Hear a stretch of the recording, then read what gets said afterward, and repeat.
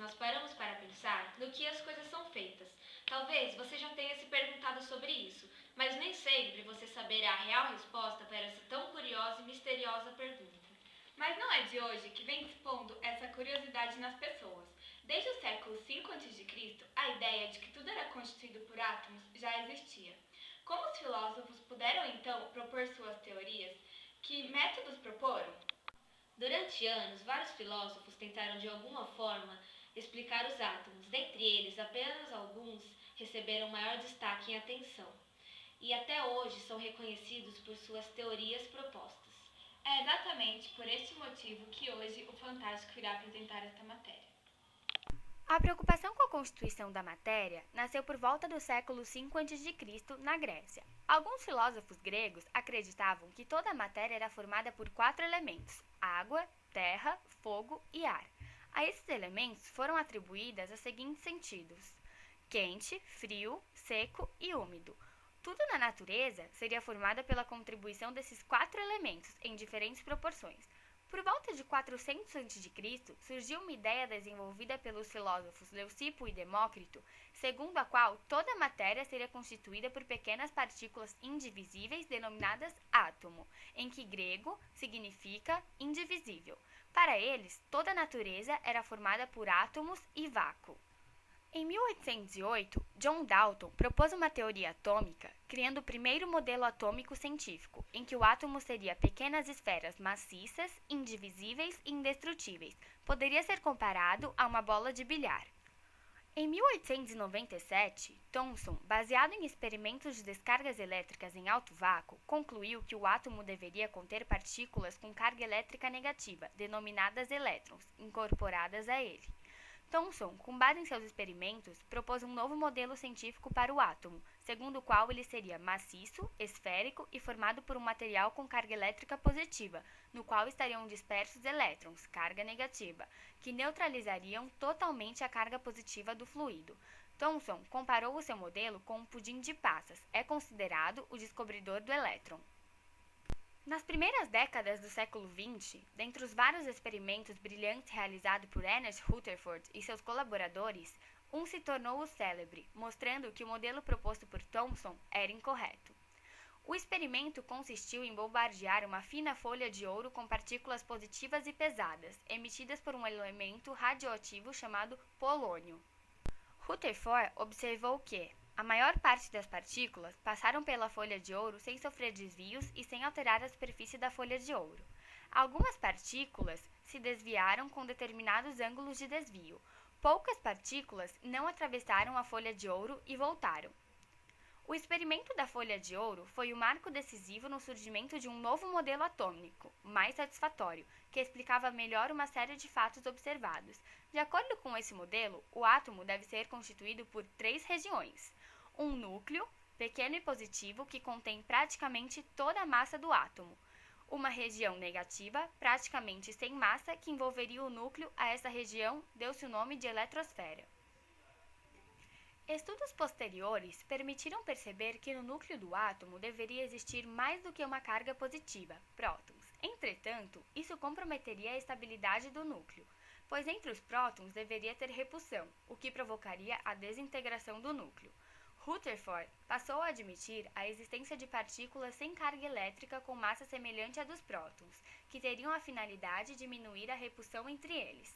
Essas partículas foram descobertas em 1932 e foram denominadas nêutron. Na época, o modelo atômico de Rutherford foi associado ao sistema solar. O núcleo seria o Sol e as partículas da eletrosfera, os planetas. O átomo mostrou ser constituída por 3 partículas fundamentais: prótons e nêutrons, presentes no núcleo, e os elétrons, presentes na eletrosfera. Em 1913, o físico dinamarquês Niels Bohr propôs a teoria segundo a qual os elétrons giravam ao redor do núcleo somente em algumas órbitas permitidas, ou seja, só existiam determinados níveis de energia. Quando um elétron absorve determinada quantidade de energia, ele salta para uma órbita mais energética. Ao retornar à órbita original, o elétron perde a mesma quantidade de energia na forma de ondas eletromagnéticas, luz.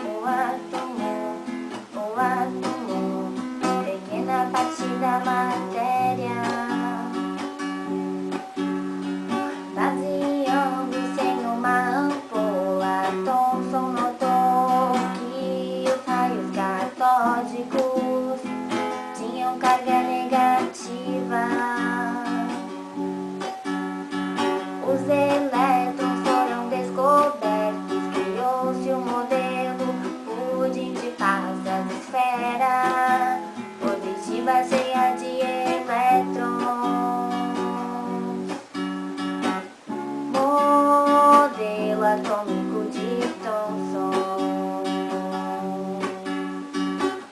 Modelo atômico de Thomson.